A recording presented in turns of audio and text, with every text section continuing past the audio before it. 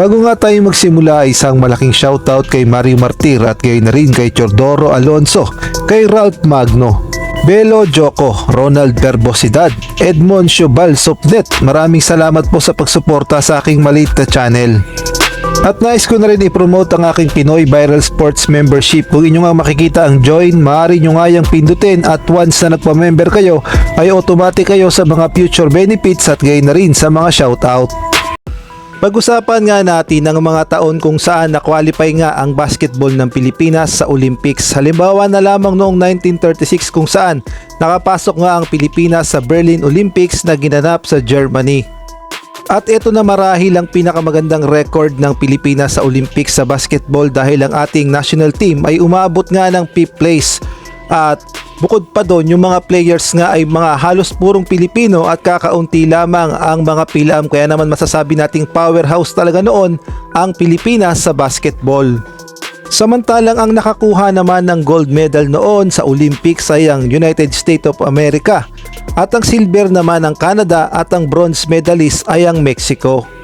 At noong 1972 nga ay muling naibalik sa Germany ang hosting ng Olympics sa Munich.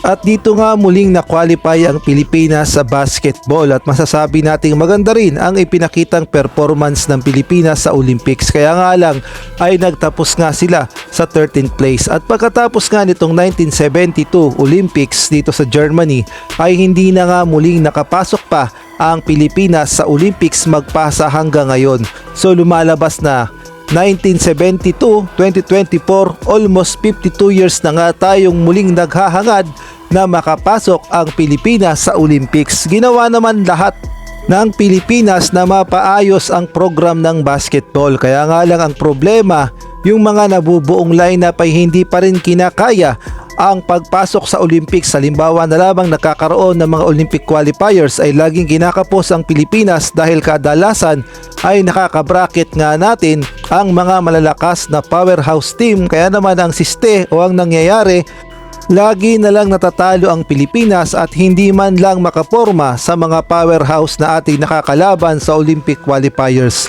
Wala kasi tayong mabuo talaga na solid na lineup na kayang-kayang makipagsabayan sa mga powerhouse sa Olympic qualifiers. Halimbawa na lamang noong 2016 kung saan nabigyan nga ng pagkakataon ng Pilipinas na maglaro sa Olympic qualifiers upang makwalify sa Rio Olympics. At nagbigay naman ng magandang lineup ang SPP na kinabibilangan nila Gabe Norwood, Mark Pingris, Junmar Pajardo, Andre Blatch, Japet Aguilar, Troy Rosario, Ranedel Del Ocampo, J.R. Reyes, Terence Romeo, Jeff Chan, Jason Castro at itong si Bobby Ray Parks Jr. At ang kanilang head coach ay si Coach Tab Baldwin. At unang ang nakaharap ng Pilipinas noon sa Olympic qualifiers noong 2016 ang France. Masasabi natin talaga namang napakalakas talaga ng powerhouse na France at naglalaro pa nga noon si Tony Parker na isang legend sa NBA sa kanyang kupunan na San Antonio Spurs. Sumabay naman ang Pilipinas sa lakas ng France at masasabi natin kinaya naman talaga nila, kaya lang kulang talaga sa bilis, pwersa at laki ang Pilipinas, kaya naman nanaig pa rin ng France at natapos nga ang laban sa final score na 93-84. At nung second game naman ay nakaharap nga natin itong New Zealand at marami nga nagsasabi na ito na nga ang kamatch ng Gilas Pilipinas at pinatunayan naman yan ng Gilas Pilipinas at talaga namang sumabay sila sa lakas ng New Zealand. Kaya nga lang nung fourth quarter ay mas nanaig pa rin ang lakas ng New Zealand, kaya naman natalo pa rin ang Pilipinas by 9 points.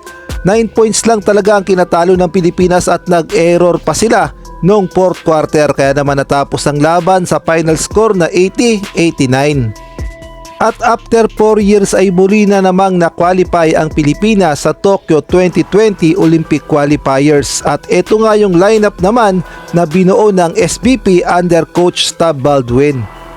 Kasama nga dyan si Justin Baltasar, Gio Chu, Angelo Kwame, Kai Soto, Isaac Go, Carl Tamayo, Jordan Heading, Matt Nieto, RJ Abarientos, SJ Belangel, Dwight Ramos at itong si Will Navarro.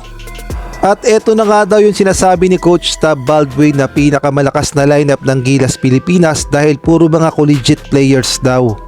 Pinatunayan naman niya ng mga Gilas players ni Coach Tab Baldwin na talaga namang sumabay sila sa lakas ng Serbia.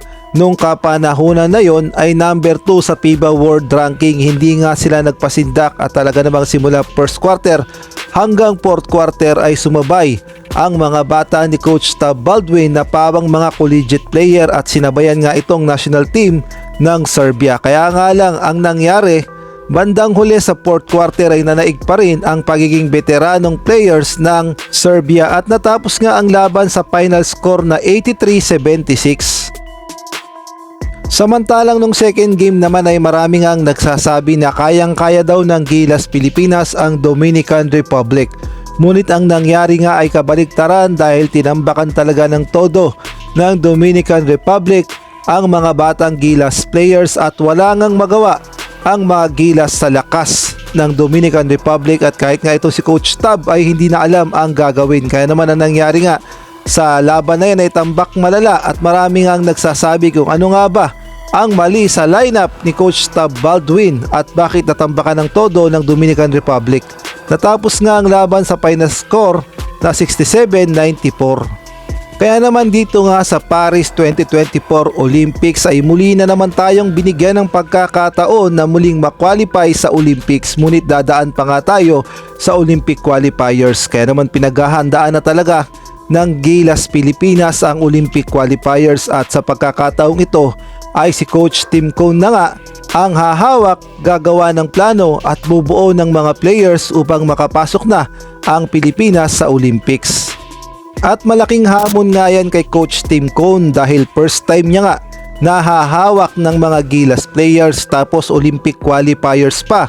Tapos yung mga kabrakit pa ng Gilas Pilipinas ay pawang mga powerhouse, kaya naman malaking chance talaga yan na ipakita ni Coach Tim Cone na kayang-kaya niyang tulungan ang Gilas Pilipinas na makwalify sa Paris 2024 Olympics. Kaya naman puspusan na ang ginagawang paghahanda ni Coach Tim Cone. Sa Group A kasi ay kabrakit natin ng Georgia at gayon na rin ng Latvia. Unahin na nga natin itong Georgia na number 3 sa FIBA World Ranking. Masasabi nating malalaki ang mga players na ito, mabibilis at gumagamit ng mga European style ball movement o less dribbling, more on passing. Dito nga mahihirapan ng Gilas Pilipinas at kailangan talagang makipagpisikalan at sabayan ang lakas ng Georgia. Ang sunod naman ang powerhouse na Latvia na number 6 sa FIBA World Ranking. Unang-una na nga ay magkakaroon ng home court advantage ang Latvia dahil gaganapin ang kanilang laban sa Gilas Pilipinas sa kanila mismong bansa at sa kanila mismong mga audience o mga fans na manunood. Kaya naman luging-lugi talaga dito ang Gilas Pilipinas at idagdag mo pa na napakalakas talaga ng mga Latvia, kaya naman kailangan talagang paghandaan ito ni Coach Tim Cone.